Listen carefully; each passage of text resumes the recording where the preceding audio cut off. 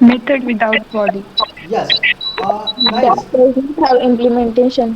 Yes अभी abstract method क्या होता है, अब्स्ट्रैक्ट क्लास क्या होता है, ये जानने के पहले अब्स्ट्रैक्शन का मतलब क्या होता है कि हमें डाटा को हाइड करना पड़ता है। जैसे यहाँ पे देखिए अब्स्ट्रैक्शन, तो हमें अब्स्ट्रैक्शन अचीव करने के लिए अब्स्ट्रैक्ट क्लासेस की ज़रूरत पड़ने वाली है।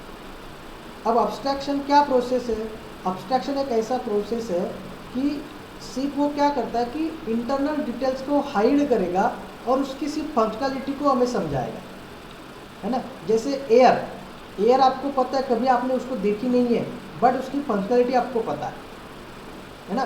तो हर कोई चीज़, जैसे सी शार्प में अगर मुझे ऐसा करना है कि कोई डाटा मुझे हाइड करके रखना है, बट उसकी फंक्शनलिटी वो जो है वो मुझे सबको दिखानी है कि ये ऐसा फंक्शन कर रहा है, लेकिन वो कैसे कर रहा है, क्या कर रहा है इंटरनली, ये हम किसी को नहीं दिखाएंगे। So this process is known as abstraction. तो अगर हमें अब्स्ट्रैक्शन अचीव करना है सी शार्प के अंदर, तो उसके लिए हमें abstract method and abstract class ये कंसेप्ट समझना जरूरी है। तो अब्स्ट्रैक्ट मेथड का मतलब क्या होता है और अब्स्ट्रैक्ट मेथड की ज़रूरत क्या है।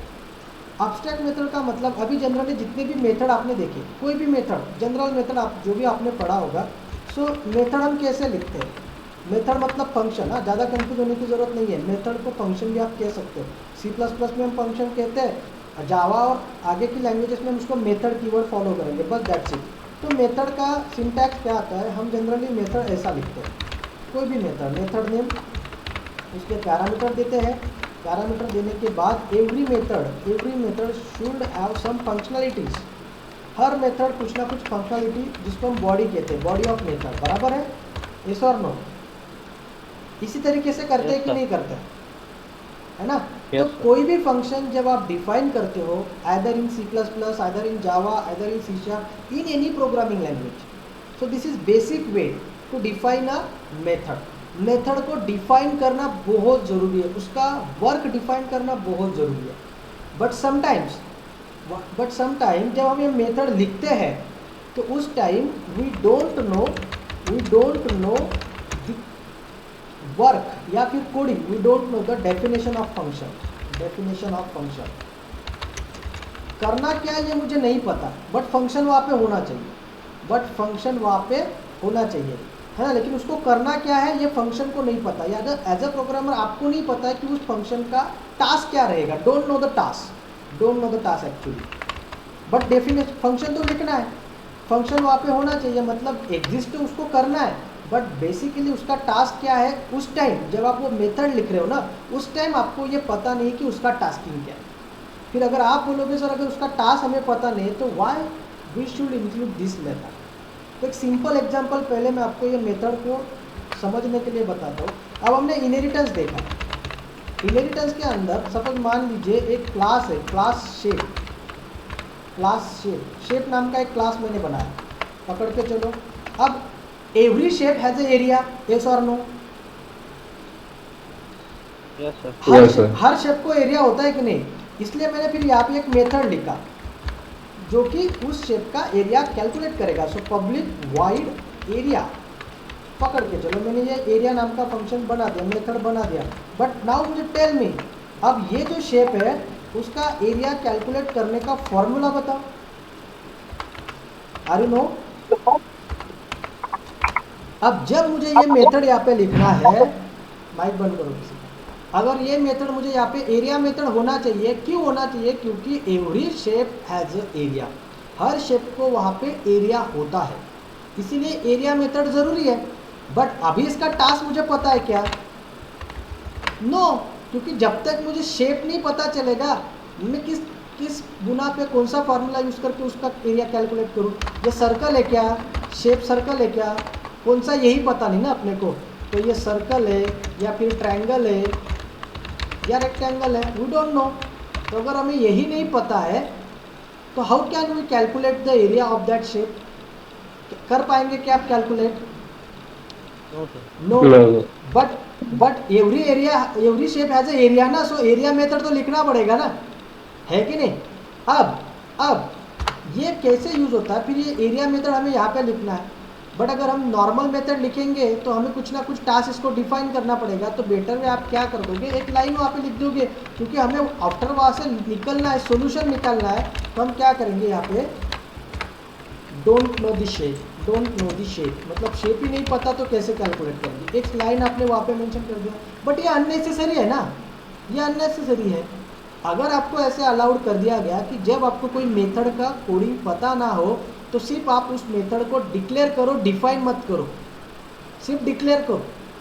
It is perfectly allowed, and when we only declared method in any language या any C sharp, then this method is called as abstract method. So how to declare method? Only declare, because we don't know the coding of that method. So only declaration, not definition, only declaration, not definition. तो हम उसकी definition नहीं लिख रहे हैं। क्यों नहीं लिख रहे? क्योंकि डेफिनेशन भी पता नहीं है, तो क्यों लिखना, जबरदस्ती क्यों लिखना। तो ये आपको अलाउड किया है when we don't know the any coding of that function या any task of that function, then we only declare that method, not define. And जब ऐसा होता है कि हम किसी मेथड को जब डिक्लेयर करेंगे तो वो मेथड अब्स्ट्रैक्ट मेथड होती है, वो मेथड अब्स्ट्रैक्ट मेथड होती है। बट ये आपको पता है कि ये मेथड अब्स्ट्रैक्ट है, ये अगर आपको कंप्यूटर को बताना है, कंपाइलर को बताना है कि this method is abstract, that's why this method does not have any body. क्योंकि अगर आपने ऐसा लिख के छोड़ दिया तो वो एरर दे देगा। क्या एरर दे देगा कि function void area should have a body, या फिर अनडिफाइंड सिंबल, जो भी उसके एरियर्स में होगा वो दिखा देगा। बट अगर आपको उसको बताना है कि भाई ये अब्स्ट्रैक्ट है, तो अब्स्ट्रैक्ट डिक्लेयर करने के लिए फिर आपके पास उस मेथड को अब्स्ट्रैक्ट कीवर्ड से उसको डिफाइन करना पड़ेगा, आपको डिक्लेयर करना पड़ेगा। Okay, so basically abstract method क्या है guys? A method which declared abstract has no body, मतलब उसको कोई बॉडी नहीं होती है, ना ही उसको कोई टास्क होता है, ना ही उसकी डेफिनेशन होती है। That's why it is called as abstract method. And abstract method कभी भी क्लास में ही होती है। नॉर्मल मतलब क्लास के बाहर आप किसी मेथड को अब्स्ट्रैक्ट नहीं डिक्लेयर करेंगे, it is only declare inside a class. Okay, it can be declare inside the abstract class only. मतलब अगर वो मेथड अब्स्ट्रैक्ट होगी तो आपका क्लास भी अब्स्ट्रैक्ट हो जाएगा। ये बात हमेशा याद में रखना, नॉर्मल क्लास में आपको अब्स्ट्रैक्ट मेथड लिखते नहीं आएगा, दैट्स अ रूल। ओके, अब मेथड को अब्स्ट्रैक्ट डिक्लेयर कैसे करना है? तो इस तरीके से अब्स्ट्रैक्ट कीवर्ड आपको डिक्लेयर करना है। तो ये मेथड अब्स्ट्रैक्ट डिक्लेयर करने के लिए पहले उसका सिंटैक्स है। सिंटैक्स क्या है? एक्सेस स्पेसिफायर, आपके मेथड का access specifier, whether it is public private या जो भी होगा वो, तो मैं सिर्फ यहाँ पे एक्सेस लिखता हूँ। फिर आपको अब्स्ट्रैक्ट कीवर्ड देके उसको अब्स्ट्रैक्ट कीवर्ड से डिक्लेयर करना है। फिर उसका रिटर्न टाइप देना है, रिटर्न टाइप देने के बाद उसका नेम देना है, और नेम देने के बाद पैरामीटर, और पैरामीटर के बाद semicolon. So this is a basic syntax to declare abstract method. But जैसे मैंने बोला कि ये मेथड सिर्फ आप अब्स्ट्रैक्ट क्लास में लिख सकते हो, नॉर्मल क्लास पे नहीं। तो सिमिलरली अगर आपको कोई मेथड अब्स्ट्रैक्ट बनानी है तो इनडायरेक्टली आपको वो क्लास भी अब्स्ट्रैक्ट बनाना पड़ेगा, और उस क्लास को भी अब्स्ट्रैक्ट डिक्लेयर करने के लिए जैसे मेथड को अब्स्ट्रैक्ट डिक्लेयर करते हैं, सिमिलरली आप उस क्लास को भी अब्स्ट्रैक्ट डिक्लेयर कर सकते हैं। That is abstract class shape. That's clear हो रहा है कंसेप्ट? समझ में आ रहा है ना guys? Abstract method, yes sir, yes abstract method समझ में आ रहा है सबको? Yes sir. हाँ एक्सेस ऑब्जेक्ट से होगा ना सर वो? हाँ, अब देखो ये अब्स्ट्रैक्ट मेथड तो हमने बना लिया, और जिस क्लास में एटलीस्ट वंस मेथड अब्स्ट्रैक्ट होगी वो क्लास बाय डिफॉल्ट आपका अब्स्ट्रैक्ट क्लास बन जाएगा, है ना? तो उसको बनाना भी पड़ेगा आपको। तो अब्स्ट्रैक्ट क्लास बनाने के लिए फिर किस तरीके से आप यूज़ करते हो? Like this. अब्स्ट्रैक्ट क्लास बनाने के सिंटैक्स क्या है?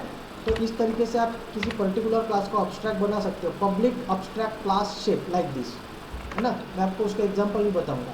तो इस तरीके से आपने शेप तो बना लिया, अभी अब्स्ट्रैक्ट क्लास हो गया, और इसको पब्लिक रखो, public abstract class shape. Okay, तो ये क्लास वहाँ पे बराबर इमीडिएटली आपका इस तरीके से बन गया। So public abstract class shape like this. और ये कब अब्स्ट्रैक्ट बनाना है आपको? जब आपके उस क्लास में कम से कम एक मेथड अब्स्ट्रैक्ट होनी चाहिए, तभी आप उस क्लास को अब्स्ट्रैक्ट बना सकते हो। एंड इसके अंदर अब्स्ट्रैक्ट मेथड के साथ साथ बाकी अदर मेथड भी आप डिफाइन कर सकते हो। सो यू कैन डिफाइन, यहाँ पे लिख रहा हूँ मैं, you can define normal methods in abstract class also, बराबर? तो अब्स्ट्रैक्ट क्लास में कितनी मेथड अब्स्ट्रैक्ट होनी चाहिए, ये इस सेंटेंस से आपको मुझे बताना है। How many methods are abstract in abstract class? At least one. At least one. At least one, है ना। सभी मेथड नहीं होनी चाहिए, एक मेथड कोई ना कोई एब्स्ट्रैक्ट उसमें होना चाहिए, फिर बाकी नॉर्मल मेथड रही तो भी चलेगा। और अगर उस क्लास में कम से कम एक मेथड एब्स्ट्रैक्ट है तो वो क्लास भी आपका एब्स्ट्रैक्ट क्लास होना चाहिए। That's it. अब पहले हम एब्स्ट्रैक्ट मेथड करने के बाद एब्स्ट्रैक्ट मेथड की प्रॉपर्टी बताते हैं आपको भी कि एब्स्ट्रैक्ट मेथड और नॉर्मल मेथड में क्या डिफरेंस आता है। तो एब्स्ट्रैक्ट मेथड डिक्लेयर करने का सिंटैक्स आपको समझ में आ गया। तो सिंटैक्स ये है, सिंटैक्स जो मैंने आपको बताया कि आपको पहले उसका एक्सेस स्पेसिफायर देना है, ठीक है। एक्सेस के बाद आपको एब्स्ट्रैक्ट कीवर्ड लिखना है, एब्स्ट्रैक्ट के बाद आपको उसका रिटर्न टाइप लिखना है, रिटर्न टाइप के बाद आपको उसका नेम लिखना है, और नेम के बाद ब्रैकेट देके यहाँ पे पैरामीटर लिस्ट आएगा और सेमीकोलन। अब प्रॉपर्टीज ऑफ एब्स्ट्रैक्ट मेथड, मतलब किसी मेथड को अगर आपने प्रॉपर्टीज ऑफ एब्स्ट्रैक्ट मेथड, किसी मेथड को अगर आपने एब्स्ट्रैक्ट किया तो क्या होता है। द मेथड, पहली प्रॉपर्टी है the method does not have any body, ठीक है, ये हो गया पहला। दूसरा उसका प्रॉपर्टी क्या है, सी दिस एब्स्ट्रैक्ट मेथड, दूसरा इसका प्रॉपर्टी है कि ये हमेशा एब्स्ट्रैक्ट क्लास में डिक्लेयर होनी चाहिए। दिस मेथड ओनली डिक्लेयर्ड या ऑलवेज डिक्लेयर्ड इन एब्स्ट्रैक्ट क्लास ओनली, बाकी नॉर्मल क्लास में एब्स्ट्रैक्ट मेथड आएगा नहीं। और तीसरा इम्प्लीमेंटेशन, कंपलसरी इसका इम्प्लीमेंटेशन होना चाहिए। The implementation of this method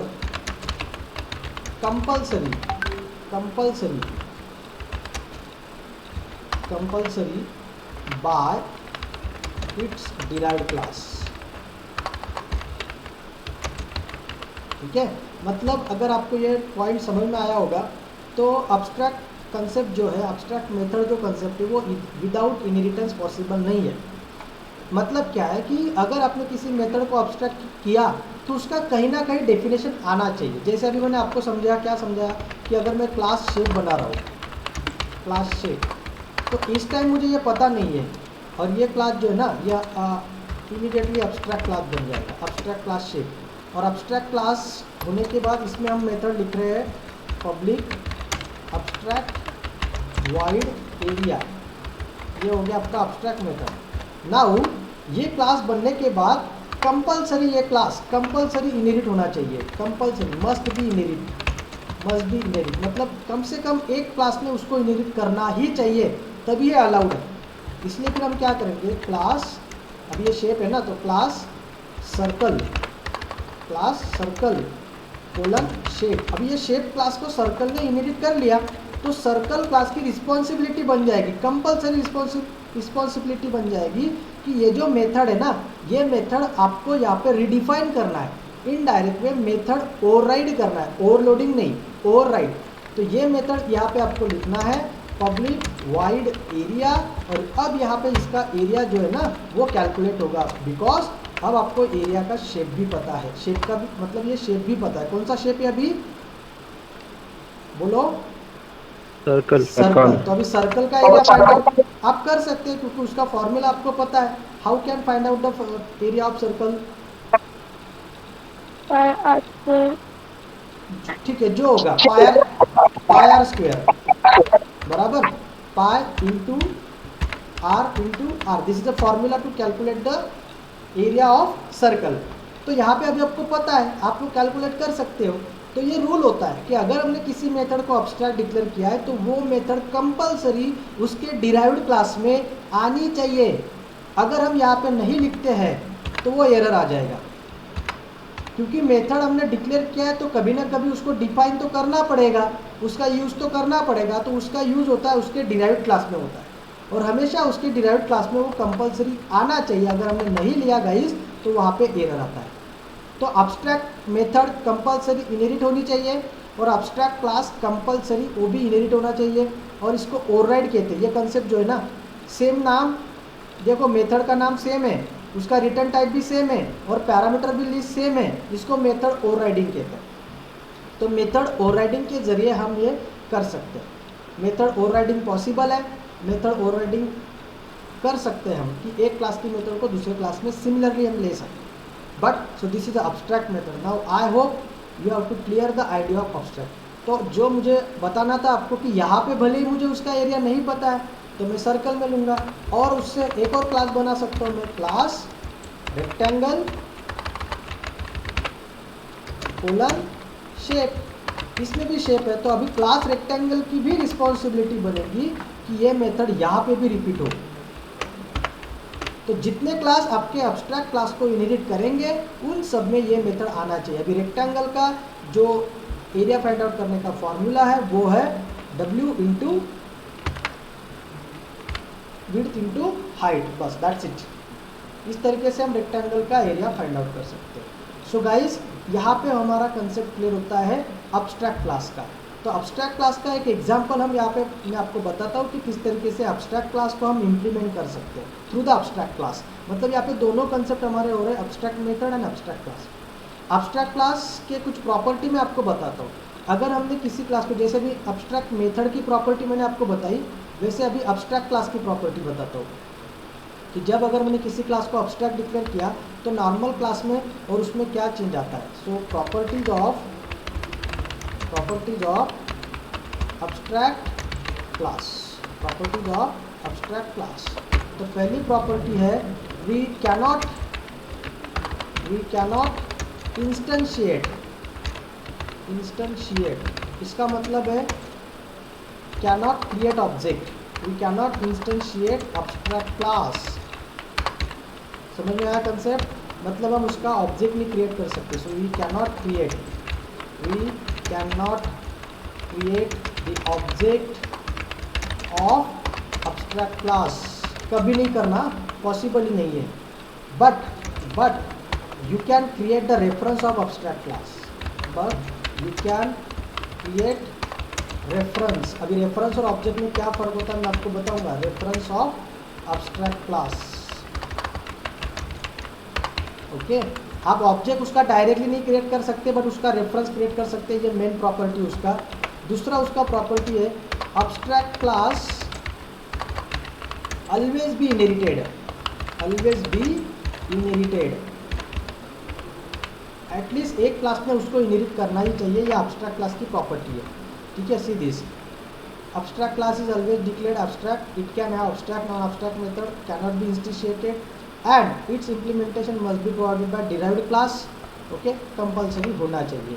तो ये दो मेन प्रॉपर्टी है कि अगर हमने उसको डिक्लेयर किया अब्स्ट्रैक्ट तो उसका ऑब्जेक्ट नहीं क्रिएट होगा और उसको ऑलवेज वहाँ पे उसका इम्प्लीमेंटेशन उसके डिराइव्ड क्लास में होना चाहिए, मतलब इनहेरिट होना ही चाहिए। अब्स्ट्रैक्ट क्लास कभी सिंगल नहीं रहेगा, उसको कंपलसरी किसी ना किसी एक क्लास में आपको इनहेरिट करना है। और all methods of abstract class, all abstract method only, जितनी अब्स्ट्रैक्ट मेथड आपके अब्स्ट्रैक्ट क्लास में होंगी, so all abstract methods should be override in derived class. Compulsory जितनी अब्स्ट्रैक्ट मेथड आपके अब्स्ट्रैक्ट क्लास में होगी, सभी की सभी मेथड्स आपकी अब डिराइव्ड क्लास में आपको इम्प्लीमेंट करनी पड़ेंगी। अब्स्ट्रैक्ट मेथड की बात कर रहे हैं। So that are the properties of abstract class. Now let's see the example of abstract class. So here I am going to start new project.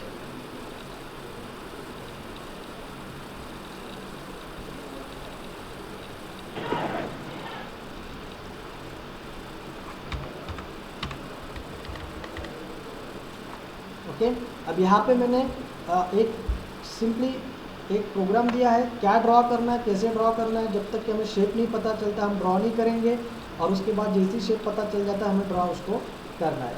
अब वैसे एरिया अगर आपको कैलकुलेट करना है तो आप एरिया भी कर सकते हो, बट एक सिंपल एग्जांपल एरिया कैलकुलेट करने के लिए फिर आपको वापस सारे वैल्यूज गेट करने पड़ेंगे। सो अब्स्ट्रैक्ट नाम से इसको सेव कर देते हैं।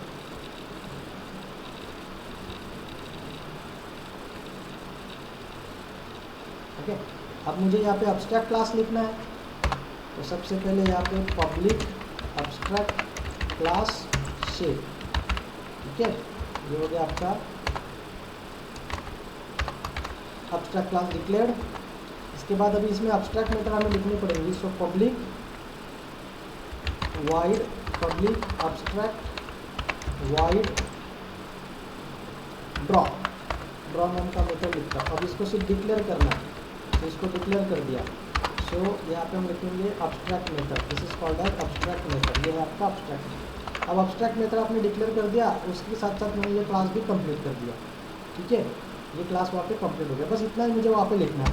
Now I am going to define new class, that is class circle, okay, colon shape. उसमें शेप को इनहेरिट किया। ठीक है, अब ये जो शेप क्लास है उसकी रिस्पॉन्सिबिलिटी बनेगी कि आपको, हाँ, अब जब आप मेथड को ओवरराइड करते हो ना, तो आपको कंपलसरी एक ओवरराइड कीवर्ड वहाँ पे देना पड़ता है, जैसे पब्लिक ओवरराइड, क्योंकि हम मेथड को ओवरराइड कर रहे हैं। कौन से मेथड को ओवरराइड कर रहे हैं? ड्रॉ मेथड को ओवरराइड कर रहे हैं, लाइक दिस। देखो इमीडिएटली वहाँ पे वो, जैसे मैंने वो कोड किया, वो कोड वहाँ पे आ गया, throw new not implemented exception, जो भी है। आपको ये कोड हटा देने का है उसमें से, क्योंकि हमने ड्रॉ मेथड को ओवरराइड वहाँ पे कर लिया। अब मुझे यहाँ पे सिर्फ क्या लिखना है, console dot right line drawing circle. सिर्फ ये बताने के लिए कर रहा हूँ, सर्कल ड्रॉ होने वाला नहीं है, सिर्फ मैसेज आएगा ड्रॉइंग सर्कल। अब सिमिलरली एक और क्लास हम बनाते हैं, क्लास रेक्टेंगल कोलन शेप। ठीक है, ये हो गया। और इसमें भी हम पब्लिक ओवरराइड ड्रॉ इमीडिएटली आ जाता है, वो आपको पूरा कोडिंग भी लिखने की जरूरत नहीं है। अब यहाँ पे वापस ये मैसेज मैं यहाँ पे लिख रहा हूँ। तो जितने भी डिराइव्ड क्लास हम बनाएंगे, जो आपके अब्स्ट्रैक्ट क्लास को इनहेरिट करेगा, हर अब्स्ट्रैक्ट क्लास जो आपका डिराइव्ड क्लास है, हर डिराइव्ड क्लास जो आपके अब्स्ट्रैक्ट क्लास को इनहेरिट कर रहा है, उसमें ये मेथड कंपलसरी आना चाहिए। तो ड्रॉ मेथड हमने दोनों जगह पे लिया। अब लेने के बाद यहाँ पे ड्राइंग सर्कल की जगह आपको देना है सिर्फ ड्राइंग रेक्टेंगल। अब जैसे मैंने आपको बोला कि ये दोनों अलग अलग है। नाउ हम अगर अब्स्ट्रैक्ट क्लास का ऑब्जेक्ट क्रिएट करें, जैसे हम अब्स्ट्रैक्ट क्लास का ऑब्जेक्ट क्रिएट करने की कोशिश करते हैं। सो शेप, हमारा अब्स्ट्रैक्ट क्लास का नाम है shape OBJ is equal to new shape. अब देखो वहाँ पे एरर आएगा, सी दिस एरर क्या आया, cannot create an instance of the abstract class और इंटरफेस। अब्स्ट्रैक्ट क्लास का इंस्टेंस क्रिएट नहीं होता है। और मैंने आपको बोला था कि you can create the reference. यह रेफरेंस इस तरीके से बनता है। जो सी शार्प में हमारा ऑब्जेक्ट बन रहा था, सॉरी C++ में जो हमारा ऑब्जेक्ट बन रहा था, उसी सिंटैक्स से हम रेफरेंस बना सकते हैं। This is a reference. अब ये रेफरेंस बन जाने के बाद हम इसमें दूसरे क्लास का ऑब्जेक्ट रख सकते हैं। OBJ is equal to new circle. ये कंसेप्ट आपने पढ़ा होगा कि बेस क्लास का reference can contain the object of derived class. अब यहाँ पे कंसेप्ट है, ये रेफरेंस है, कौन से क्लास का रेफरेंस है, बोलते जाओ, बेस क्लास रेफरेंस। और हम उसमें क्या कर रहे हैं, store the address of derived class in base class reference. और ये कंसेप्ट होता है आपका डायनामिक पॉलीमॉर्फिज्म का। तो बेस क्लास का रेफरेंस हम यूज़ कर रहे हैं, बट ऑब्जेक्ट उसमें डिराइव्ड क्लास का। तो अब अगर मैं ओबीजे डॉट ड्रॉ लिखूँ तो बराबर आपका सर्कल क्लास का ड्रॉ जो मेथड है वो वहाँ पे आएगा, ओबीजे डॉट ड्रॉ। फिर इमीडिएटली मैंने क्या किया, OBJ is equal to new rectangle, उसमें रेक्टेंगल का ऑब्जेक्ट रखा। और फिर जब मैंने ओबीजे डॉट ड्रॉ किया तो अब उसमें रेक्टेंगल का मेथड आएगा, दैट्स इट। ओके, जैसे यहाँ पे दिख रहा है। ओके, तो इस तरीके से हमने ये डायनामिक मेथड डिस्पैच किया। अब इसको मैं अगर एग्जीक्यूट करूँ तो आपको आउटपुट मिल जाएगा। कंसोल डॉट रीड की लिखना भूल गया मैं लास्ट में, तो वो यहाँ पे हम लिखेंगे कंसोल डॉट रीड की। ठीक है, नाउ यहाँ पे हम रन करते हैं इसको। See this drawing circle, drawing rectangle, बराबर अपनी अपनी डेफिनेशन वहाँ पे कॉल होगी। फर्स्ट टाइम उसमें रेफरेंस भले ही आपका बेस क्लास का हो, बट उसमें ऑब्जेक्ट था सर्कल क्लास का, इसलिए बराबर सर्कल क्लास की मेथड कॉल हुई। सेकंड टाइम उसमें ऑब्जेक्ट था रेक्टेंगल का, इसलिए बराबर रेक्टेंगल की मेथड कॉल हुई। तो यहाँ पे दिखने को आपको ऐसा लग रहा है कि ये मेथड कॉल हो रहा है, बट एक्चुअली ये फंक्शनैलिटी कॉल हो रही है ना। So this is basically known as dynamic method dispatch. This is basically known as dynamic method dispatch, या फिर इसी को दूसरे वर्ड में अगर हम कहें तो run time polymorphism. Run time polymorphism है ना। इसमें रन टाइम पॉलीमॉर्फिज्म में आता है मेथड ओवरराइडिंग। मेथड ओवरराइडिंग ये जो कंसेप्ट है इसको हम बाद में सेपरेटली और अलग तरीके से पढ़ेंगे कि मेथड ओवरराइडिंग एक्चुअली क्या होता है। तो ये होता है मेथड ओवरराइडिंग जब आपका सेम मेथड ऊपर की क्लास में होता है, सेम टू सेम मेथड अगर हम दूसरे क्लास में लिखेंगे डिराइव्ड क्लास में, तो वो कंसेप्ट होता है method overriding. So that's it from abstract class and abstract method.